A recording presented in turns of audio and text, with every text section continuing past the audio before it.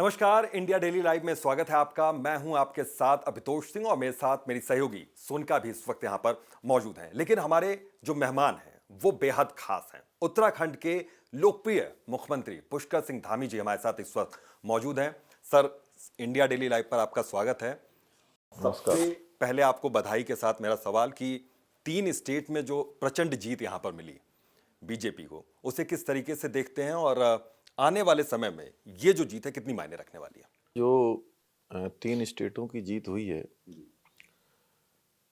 जनता के मन की बात आ गई है कि 2024 के आम चुनाव में हमारे प्रधानमंत्री आदरणीय नरेंद्र मोदी जी के नेतृत्व में प्रचंड बहुमत की फिर से सरकार बनने जा रही है। और मध्य प्रदेश में जिस प्रकार से जनता ने वहाँ की सरकार को रिपीट किया है, ये सुशासन की जीत है, गुड गवर्नेंस की जीत है, गरीब कल्याण की जीत है। और छत्तीसगढ़ और राजस्थान से कांग्रेस की जो विदाई हुई है, सनातन का विरोध, तुष्टीकरण की राजनीति, परिवारवाद की राजनीति, उसको जनता ने नकारा है। और हमारे प्रधानमंत्री मोदी जी का जो बॉन्ड है वो जनता के साथ कितना मजबूत है, इन चुनावों में दिख गया है। ये सेमीफाइनल थे और फाइनल कैसा होगा। अब से अगला सवाल रहेगा सर कि सिलक्यारा टनल जहां पर 41 जिंदगियां बची, बहुत चुनौतीपूर्ण हालांकि वो रहा था, लेकिन उस दौरान आप लगातार वहां पर मौजूद रहे, टनल के पास ही रहे, मजदूरों से बातचीत करते रहे। सब कुछ हैंडल करना, मैनेज कर पाना कितना मुश्किल रहा था और कैसे आपने सब कुछ किया? देखिए, हैंडल करना जैसा कुछ नहीं था। ये एक बहुत ही ऐसा विषय था कि जब जब मैं उस टनल में फंसे हुए मजदूर भाइयों से बात करता था तो उनके परिवारों के बारे में सोचता था कि किस प्रकार से ये 41 परिवार और 41 परिवारों के साथ जुड़े हुए अन्य कई परिवार और पूरा देश ऐसा मान रहा था, उनके लिए दुआएं कर रहा था।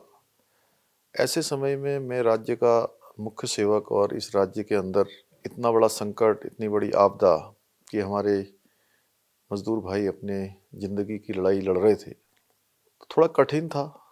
इसलिए हमने अपना कैंप कार्यालय भी वहीं बना लिया था और लगातार मन में यही विचार था कि किसी भी तरीके से जो मजदूर भाई अंदर हैं उनका हौसला कम नहीं होना चाहिए, उनकी हिम्मत बनी रहनी चाहिए। तो उनसे लगातार हमने बात करी और बात करने के बाद जिस प्रकार का उनके अंदर जोश था, बहादुरी थी, मैं उसको वास्तव में उन सबका अभिनंदन करना चाहता हूँ कि उन्होंने बाहर वाले लोगों का, मेरे समेत जो भी एक एक व्यक्ति उस रेस्क्यू अभियान में लगा हुआ था, उस सभी को उन्होंने कहीं ना कहीं उत्साह देने का काम किया, उन्होंने जोश भरने का काम किया। क्योंकि वो हमेशा ये कहते थे कि 5 दिन और लग जाएंगे, 10 दिन और लग जाएंगे, आप हमारी चिंता मत करिए, हम सुरक्षित हैं। और हमारे प्रधानमंत्री जी का मैं विशेष रूप से धन्यवाद करना चाहता हूँ कि जितनी हमको टेक्नोलॉजी, जितनी मशीनें, जितने विशेषज्ञ उस समय हमको आवश्यकता थी वहाँ पर रेस्क्यू के लिए, वो सारी की सारी उन्होंने हमको उपलब्ध करवाई। वायुसेना से, अन्य माध्यमों से, जगह जगह से, देश के कोने कोने से सारी टेक्नोलॉजी हमको मिली, सारी मशीनें हमारे पास आई। इसीलिए ये रेस्क्यू अभियान हमारा सफल हो पाया। मतलब प्रधानमंत्री जी से जब आपकी बातचीत होती थी तो उस वक्त वो किस तरह से हिम्मत देते थे? आपसे किन शब्दों का इस्तेमाल करते थे हिम्मत देने के? प्रधानमंत्री जी से जब भी बात होती थी तो एक हमारा हौसला बढ़ता था। और हम हमेशा, चूँकि रेस्क्यू अभियान में बहुत कठिन दौर से गुजर रहे थे, और ऐसे समय में एक मार्गदर्शक के रूप में, हमको प्रोत्साहन करने के रूप में वो एक एक पल की जानकारी लेते थे, हमारे मजदूर भाइयों की जानकारी लेते थे, उनके परिजनों की जानकारी लेते थे, और साथ में रेस्क्यू अभियान की जानकारी लेते थे कि कितना चला है, कौन सी टेक्नोलॉजी, कौन सी मशीन, कितना पाइप अंदर चला गया, अंदर उनके बात हुई तो क्या हुई। वो सारी बातें वो कहीं ना कहीं हमको इस ओर प्रेरित करती थी कि हमारे प्रधानमंत्री जी कितने चिंतित हैं, हम ये सोचते थे। तो ये अभियान सफल होना और सबकी जिंदगी बचाना, उससे बड़ा काम कोई नहीं था हम लोग। सर अभियान सफल भी हुआ और क्योंकि पीएम नरेंद्र मोदी के साथ मिलकर के आपने हर एक कदम वहां पे उठाया, हर कोशिश आपने की, विदेशों से मशीनें यहाँ पे मंगवाई गई, एक्सपर्ट्स की टीम मंगवाई गई, लेकिन जब लगातार बाधाएं सामने आ रही थी, कई बार मशीनें भी खराब हो गई, अटकलें लगातार आ रही थी, उस वक्त आप एक्सपर्ट टीम से क्या बातचीत किया करते थे? देखिए, ये अभियान ऐसा था कि शुरू के दिन से, शुरू में हमने सोचा कि जो मलबा आया है वो मलबा जेसीबी और पोकलैंड से हट जाएगा और कुछ ही दिनों में हम मजदूर तक पहुंच जाएंगे या कुछ घंटों में पहुंच जाएंगे। हम आसान समझ रहे थे, लेकिन जब मलबा हटाने लगे तो और मलबा आना शुरू हो गया, मुश्किल हो गया और वो ऑपरेशन बंद करना पड़ा। फिर लगा कि पाइप अंदर चला जाएगा, वो भी कुछ पाइप अंदर गया, हार्ड रॉक आ गई, वो भी बंद हो गया। फिर ऑगर मशीन लाई गई, वो फिर चली, कभी 18 मीटर पहुंची, फिर 21 मीटर पर बंद हो गई, फिर उसके बाद 34 पर बंद हो गई, फिर चली 38 पर बंद हो गई, फिर 48 पर जाकर फिर बंद हो गई। जब हमको लग रहा था कि अब तो कुछ ही घंटों में निकल जाएंगे, तो एक बार नहीं, कम से कम 7-8 बार ऐसी स्थिति पैदा हुई कि हमको लगता था कि हम बहुत ऊपर हैं और ऊपर से जैसे कोई पेड़ पर चढ़ जाता है और पेड़ से फिर नीचे गिर जाता है। तो ये कठिन स्थिति थी और सबके सहयोग से, सबकी शुभकामनाओं से, हमारे मजदूर भाइयों की हिम्मत से, रेस्क्यू अभियान में लगे हुए एक एक व्यक्ति की मेहनत से ये अभियान हमारा अपने सफलता तक पहुंचा। कई बार ऐसा हुआ सर कि बड़े भावुक क्षण भी हम लोगों ने देखे हैं यहाँ पर। आप जब हॉस्पिटल पहुंचे तो वहाँ सभी मजदूरों से जब मिल रहे थे तो कई मजदूर बेहद भावुक थे, उनकी आंखों में आंसू थे, वो किस तरह से धन्यवाद कह रहे थे? देखिए, मैं आपको बताऊं कि उनको तो जैसे लग रहा था कि एक कठिन दौर के बाद अपनी जो जिंदगी उनको दोबारा मिली है, इस प्रकार का भाव था। लेकिन मेरे को भी, मैं सच बताऊं तो एक मुख्यमंत्री के रूप में नहीं, व्यक्तिगत मैं कहूँ पुष्कर सिंह धामी को भी ऐसा लग रहा था कि मेरे परिवार के बिछड़े हुए भाई मुझे मिल गए हैं। बल्कि एक अभिभावक वाली भूमिका में आप नजर आए हर मौके पर।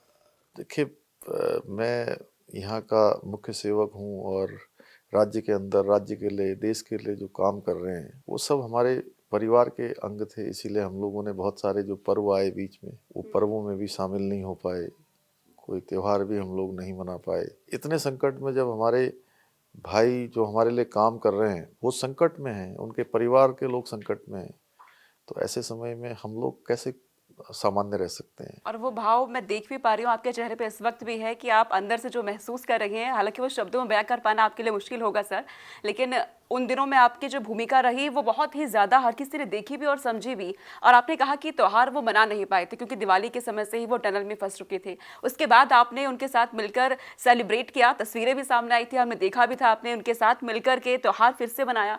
वो पल कैसा रहा?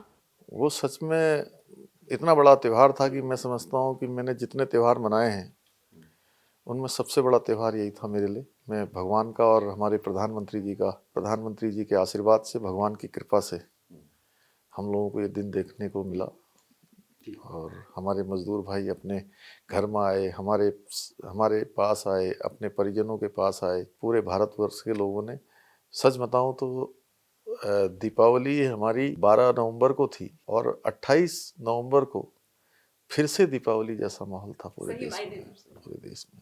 सर ये अब समझना चाहूँ, थोड़ा सा सवालों को थोड़ा सा हम बदलते हैं कि इन्वेस्टर समिट को लेकर क्या तैयारियां हैं? इन्वेस्टर समिट किस तरीके से यहाँ पर होने वाला है और उसको लेकर कैसे इन्वेस्टर समिट उत्तराखंड राज्य के लिए बहुत ही एक मौका है और एक अवसर है हमारे लिए, जिसमें पूरे देश दुनिया के लोग आज इन्वेस्टमेंट के लिए उत्तराखंड की ओर आ रहे हैं। और 2.5 लाख करोड़ से ज़्यादा के समिट से पहले ही हमारे MOU हो चुके हैं, निवेशकों पर निवेश के करार हो चुके हैं, जो राज्य के लिहाज से एक बड़ी राशि है और एक अच्छी खासी ग्राउंडिंग की दिशा में भी हम आगे बढ़ रहे हैं। हमारा ये प्रयास है कि इस बार इन्वेस्टर समिट से पहले हमारी ग्राउंडिंग भी अच्छी खासी हो जाए और जिन निवेश करने वाले लोगों को, उद्योग समूह के लोगों को हम यहाँ पर प्राथमिकता दे रहे हैं, उसमें हमने उनको प्राथमिकता दी है जो यहाँ पर रोजगार सृजन भी करेंगे, जो अधिकतम रोजगार सृजन करेंगे, हमारे नौजवानों को, युवाओं को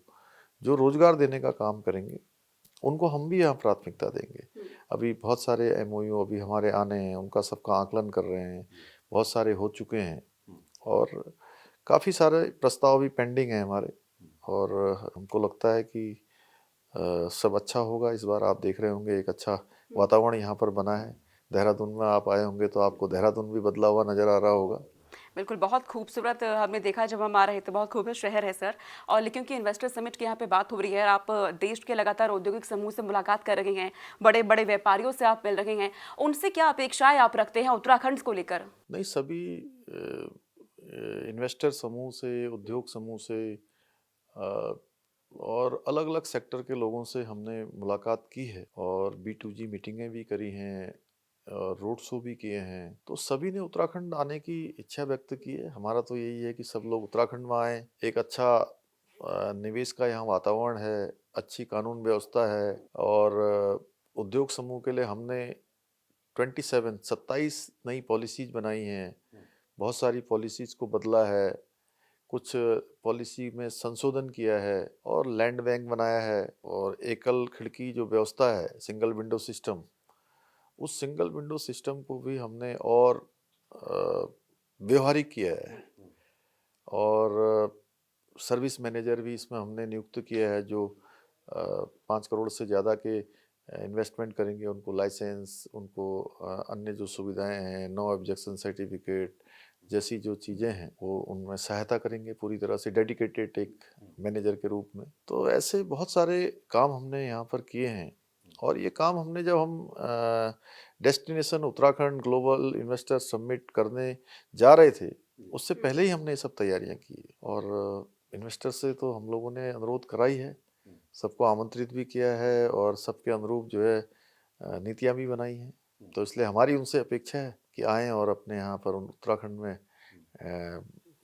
विजिट उत्तराखंड और इन्वेस्ट इन उत्तराखंड। मतलब इससे इससे जुड़ी सर भविष्य की और क्या तैयारियां, मतलब कुछ ये तो आप इन्वेस्टर्स को लेकर आएंगे, और क्या योजनाएं कुछ बना रखी हैं, किसी योजना के बारे में आप बताना चाहें यहाँ पर तो? सभी सेक्टरों की अलग अलग योजनाएं बनी हैं। फार्मा सेक्टर में हमारे यहाँ बहुत बड़ा स्कोप है, ऑटोमोबाइल मोबाइल में बड़ा सेक्टर है, बड़ा स्कोप है। इसके साथ साथ टूरिज्म के सेक्टर में, एडवेंचर टूरिज्म के क्षेत्र में, मतलब उत्तराखंड में सभी सेक्टरों में यहाँ पर अपार संभावनाएं हैं। और मैंने कहा कि जैसे देश की इकोनॉमी को 5 ट्रिलियन बनाने का हमारे प्रधानमंत्री जी ने संकल्प लिया है, वो तेजी से बढ़ रही है, उसमें राज्य का भी कुछ योगदान हो, राज्य की भी जो हमारी इकोनॉमी है, GSDP है, वो बड़े आने वाले वर्षों में दुगनी हो, उसी के लिए हमने प्रयास किया है। और उत्तराखंड हिंदुस्तान के जो श्रेष्ठ राज्य हैं, अग्रणी राज्य हैं, उन राज्यों में उत्तराखंड की भी गिनती हो। सर, योजनाओं की बात यहाँ पे हो रही है, तो योजनाओं को लागू करने में और कदम बढ़ाने में, कदम उठाने में आपकी पहचान है, युवा मुख्यमंत्री के तौर पर आप जाने जाते हैं। और सिर्फ इतना ही नहीं है, कोई भी एक्शन लेने में तो आपको धाकड़ CM भी कहा जाता है। लेकिन जो योजनाएं आपने अपने संकल्प पत्र में गिनवाई थी, क्या आपके हिसाब से वो धरातल पर पूरी हो रही हैं? सारी योजनाएं लागू हो चुकी हैं? हमने पिछले 1.5 साल में बहुत सारे कदम आगे बढ़ाए हैं और जो भी हमने अपने संकल्प पत्र में जो बातें कही थी उन सभी पर काम कर रहे हैं। आपने देखा होगा कि हमारा राज्य पहला राज्य है जो 1 साल में 3 गैस के सिलेंडर गरीब परिवार की बहनों के लिए मुफ्त में देने का काम हम कर रहे हैं। आपने देखा होगा 30% का जो आरक्षण है सरकारी नौकरियों में हमने यहाँ पर सुनिश्चित किया है। हमने समान नागरिक संहिता की बात की थी, उसकी कमेटी हमारी गठित हो गई है, कमेटी ने ड्राफ्ट बना दिया है और जल्दी हमको मिलने वाला है। और धर्मांतरण पर हम सख्त कदम बना चुके हैं, नकल पर हमने सख्त अध्यादेश लेकर आए हैं। आंगनबाड़ी बहनें हों, आशा बहनें हों, उपनल के कर्मचारी हों, सभी को हमने कहीं ना कहीं उनका मानदेय बढ़ाने का काम किया है। अन्य सेक्टरों में भी लखपति दीदी योजना हमने शुरू की है, मुख्यमंत्री महालक्ष्मी योजना शुरू की है। ऐसी अनेकों योजनाएं टूरिज्म को बढ़ाने के लिए, टूरिज्म के सेक्टर में हमने नई टूरिज्म की पॉलिसी लाए जिसमें 75% तक कैपिटल सब्सिडी में हमने कैपिटल सब्सिडी देने का भी निर्णय लिया है। हॉर्टिकल्चर में हम 50,000 से ज़्यादा जो है पॉली हाउस बनाने वाले हैं। एप्पल मिशन हमने शुरू किया है जिसमें 36 करोड़ रुपए की धनराशि, पहले कुल 6 करोड़ हुआ करती थी, उसको 36 करोड़ किया है। कीवी मिशन शुरू किया है, तिमरू मिशन शुरू किया है, दालचीनी मिशन शुरू कर रहे हैं, एरोमा वैलियाँ बना रहे हैं। अलग अलग प्रकार से हर सेक्टर को आगे लाने के लिए होम स्टे की योजनाओं को बढ़ा रहे हैं। वीर चंद्र सिंह गढ़वाली योजना में हमने जो है उसकी सब्सिडी को बढ़ाया है। आज ही के दिन हमारे 18 स्थानीय उत्पादों को आज जीआई टैग में स्थान मिला है। राज्य के अंदर बहुत सारे सेक्टरों में हम आगे बढ़ रहे हैं। हमारी जो माताएं बहनें हैं वो बहुत अच्छा काम कर रही हैं। उनके प्रोत्साहन के लिए हम उनके जो स्वयं सहायता समूह चलते हैं, उनके समूह चलते हैं, उन सभी को हम प्रोत्साहित कर रहे हैं और उनको विपणन के लिए अच्छा बाजार मिले। वो अपने उत्पाद बना रही हैं तो उनको मार्केट मिले, उसके लिए काम कर रहे हैं। जल्दी ही हम पूरे उत्तराखंड का एक ब्रांड बनाने वाले हैं। उस ब्रांड के अंतर्गत सभी यहाँ के जो हमारे प्रमुख उत्पाद हैं, हाउस ऑफ हिमालय ऐसे नाम लेकर उसके अंदर सारे उत्पादों को लाने का काम कर रहे हैं एक प्लेटफॉर्म पर। उत्तराखंड को नई ऊंचाइयों पर ले जाने के लिए आप लगातार प्रयास कर रहे हैं सर, लेकिन राज्य में जो मुद्दे उठते हैं लगातार कई, उनमें एक मुद्दा आता है अवैध मजार का। तो इस पर आप क्या काम कर रहे हैं? हमने कभी भी किसी को टारगेट करके कोई काम नहीं किया है। उत्तराखंड हमारा बहुत ही शांत प्रदेश है। सब लोग आपस में भाईचारे के साथ यहाँ रहते हैं। लेकिन उत्तराखंड देवभूमि का एक अपना मूल स्वरूप भी है, क्योंकि हम देश दुनिया के अंदर कहीं जाते हैं और हम जब ये बताते हैं किसी को कि हम उत्तराखंड के रहने वाले हैं, तो उनका भाव उत्तराखंड के लोगों के लिए एक अलग प्रकार का होता है। वो भाव होता है इस देवभूमि के प्रति अगाध श्रद्धा का, विश्वास का, ईमानदारी का, साफ सुथरा भाव, साफ सुथरा परिवेश। तो वो परिवेश जो है हमारा जो मूल स्वरूप है, वो मूल स्वरूप नहीं बिगड़ना चाहिए। हमारे यहाँ जो अतिक्रमण था बड़ी संख्या में, बड़ी मात्रा में फॉरेस्ट की ज़मीनों में, सरकारी ज़मीनों पर, और ये प्रतीक खड़े किए हुए थे, उनको हमने कहा कि हम अतिक्रमण हटाएंगे और सबको कहा कि अतिक्रमण आप हटा लीजिए, अन्यथा प्रशासन हटाएगा। कुछ लोगों ने हटाया, जहाँ नहीं हटाया गया वहाँ प्रशासन ने हटाया और 3500 एकड़ के लगभग आज जमीन हमारी जो है इस अतिक्रमण से मुक्त हुई है। देवभूमि का जिक्र लगातार होता है, लेकिन जब 2024 चुनावों की हम बात करेंगे तो किस तरीके से उत्तराखंड की भूमिका यहाँ पर बढ़ने वाली है और निजी तौर पर आपकी किस तरीके से भूमिका यहाँ पर बढ़ेगी? देखिए, मैं पार्टी का एक कार्यकर्ता हूँ। उत्तराखंड की जनता ने मुझे सेवा करने का अवसर प्रदान किया है। हमारे प्रधानमंत्री जी ने मुझे यहाँ पर काम करने की जिम्मेदारी दी है और जो मेरी भूमिका है, मैं अपनी भूमिका हमेशा से एक सामान्य कार्यकर्ता के रूप में जो भी जिम्मेदारी होती है उसको पूरी मनोयोग से पूरा करने की कोशिश करता हूँ। और 2024 वो अभी 3 राज्यों के चुनाव से आगे क्या होने वाला है इस बात का स्पष्ट प्रमाण आ गया है। और देवभूमि उत्तराखंड के लोगों का जिस प्रकार हमारे प्रधानमंत्री जी से लगाव है, उनको सब लोग अपने परिवार का मानते हैं और वो भी उत्तराखंड को अपना परिवार मानते हैं। तो 2014 से जब उनको देश के प्रधानमंत्री के रूप में पेश किया गया तो 14 में 5 सीटें यहाँ से भाजपा की जीती थी माननीय प्रधानमंत्री मोदी जी को बनाने के लिए। फिर 19 में भी उनको प्रधानमंत्री बनाने के लिए 5 सीटें दी और 2019 में 2014 से ज़्यादा वोटें मिली। विधानसभा के 2017 के चुनाव में हो या 2022 के चुनाव में हो, सब में लोगों ने भारतीय जनता पार्टी को ही चुना है और लोगों के विश्वास को हमने बनाए रखा है। लोगों के विश्वास पर हमने पूरी कोशिश की है काम करें। हमारे प्रधानमंत्री जी ने भी हमेशा उत्तराखंड की चिंता की है और इन सालों में 1.5 लाख करोड़ की योजनाएं उत्तराखंड के लिए स्वीकृत हुई हैं। बहुत बड़ा एक आज आज़ाद भारत के इतिहास में बहुत बड़ी राशि है। जिस प्रकार से आज केदारखंड हमारी चारों धाम डेवलप हुए हैं, 4 धामों में सड़कें बनी हैं, 4 धामों में रेल जा रही है, ऋषिकेश कर्णप्रयाग रेल लाइन बन रही है, हवाई सेवाएं हमारी बढ़ी हैं, रोपवे, रोडवे, रेलवे सब जो है तेज़ी से जो बढ़ रहे हैं। मानसखंड में अभी आदि कैलाश का उन्होंने स्वयं वहाँ गए हैं, दर्शन किए हैं, गुंजी गए हैं, जागेश्वर धाम गए हैं। केदारखंड के बाद मानसखंड को उन्होंने आगे बढ़ाया है। उत्तराखंड के अंदर तमाम स्वास्थ्य के क्षेत्र में हमारा जहाँ ऋषिकेश एम्स है, वहीं एक और एम्स हमको मिला है। ऋषिकेश कर्णप्रयाग रेल लाइन की तर्ज पर बागेश्वर टनकपुर रेल लाइन पर भी काम हो रहा है। 4 धाम ऑल वेदर रोडों के साथ ही कुमाऊं गढ़वाल की कनेक्टिविटी को जोड़ा जा रहा है। तो इतने काम हुए हैं। ये काम उन्होंने उत्तराखंड को अपना परिवार जैसा वो मानते हैं, इसलिए 2024 में जितने भी अभी तक के वोटों से हम जीते हैं, उससे कहीं और अधिक वोटों से यहाँ की जनता का आशीर्वाद मिलेगा। केंद्र का पूरा सहयोग राज्य को है, लेकिन आप राज्य के युवा मुख्यमंत्री हैं। ऐसे में उत्तराखंड वासियों की जो उम्मीदें आपसे रही हैं, क्या वो पूरी हो रही हैं? और युवाओं के लिए आप क्या सोचते हैं, उनके लिए क्या कदम उठाए जा रहे हैं? देखिए, युवा नौजवान हमारी प्राथमिकता है और मैं स्वयं युवाओं के बीच से आया हूँ। युवाओं के लिए हमने स्वरोजगार के रास्ते बनाए हैं।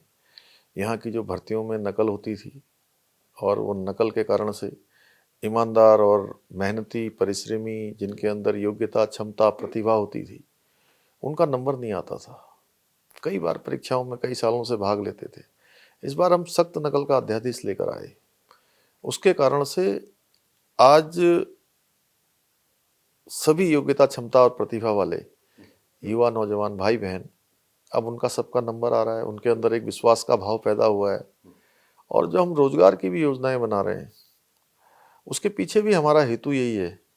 जितनी मैंने अभी आपको योजनाएं गिनाई थी हर सेक्टर की, वो युवाओं को फोकस्ड करके योजनाएं बनाई है कि हमारे युवा केवल रोजगार अब मांगने वाले न बने, आने वाले समय में वो रोजगार देने वाले बने, आत्मनिर्भर बने। आत्मनिर्भर भारत का जो संकल्प है, उस संकल्प को पूरा करने में अपना योगदान दें। हमारा यहाँ का पलायन रुके। एक आखिरी सवाल आपसे मैं यहाँ पे भी लेना चाहूंगी सर, कि जिस तरह से उत्तराखंड क्योंकि पर्यटन के लिहाज से बेहद ज़्यादा अहम हो जाता है, पर्यटन सेक्टर में ही यहाँ की आर्थिकी बहुत ज़्यादा अपने यहाँ पे टिकी हुई है, तो ऐसे में आप पर्यटन के क्षेत्र में यहाँ क्या क्या कर रहे हैं?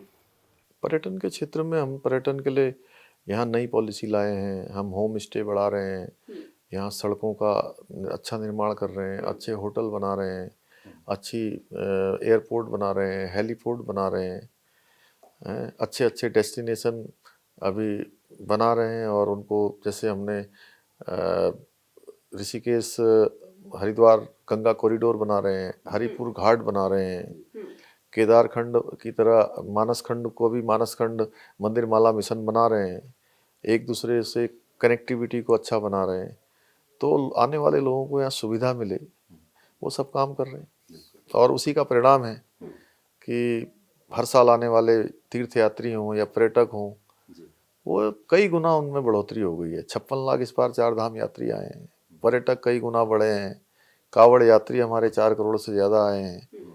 जाम की स्थिति यहाँ हो जाती है, जाम पूरे शहर जाम रहते हैं। जाम इसलिए नहीं कि अव्यवस्था के कारण रहते हैं, जाम इसलिए रहते हैं इतनी बड़ी संख्या में आ रहे हैं लोग। सर बहुत बहुत शुक्रिया, आपका इतना कीमती वक्त दिया। आज व्यस्त आपका समय भी रहा, दिन भर आप काफ़ी व्यस्त रहे।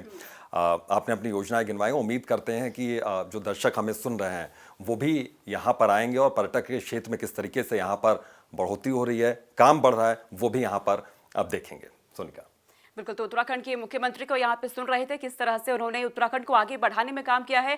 उत्तराखंड लगातार नई नई ऊंचाइयों को छू रहा है, आसमान की बुलंदियों को छू रहा है, और इसी ओर उत्तराखंड के मुख्यमंत्री पुष्कर सिंह धामी लगातार काम भी कर रहे हैं। तो बहुत शुक्रिया सर अपना वक्त हमें देने के लिए। तो उत्तराखंड लगातार नई नई ऊंचाइयों को छू रखा है, आसमान की बुलंदियों को छू रहा है, उत्तराखंड के मुख्यमंत्री पुष्कर सिंह धामी लगातार इसके लिए काम कर रहे हैं। बहुत शुक्रिया सर। फिलहाल इस खास मुलाकात में इतना ही। खबरों के लिए आप देखते रहिए इंडिया डेली लाइव। नमस्कार।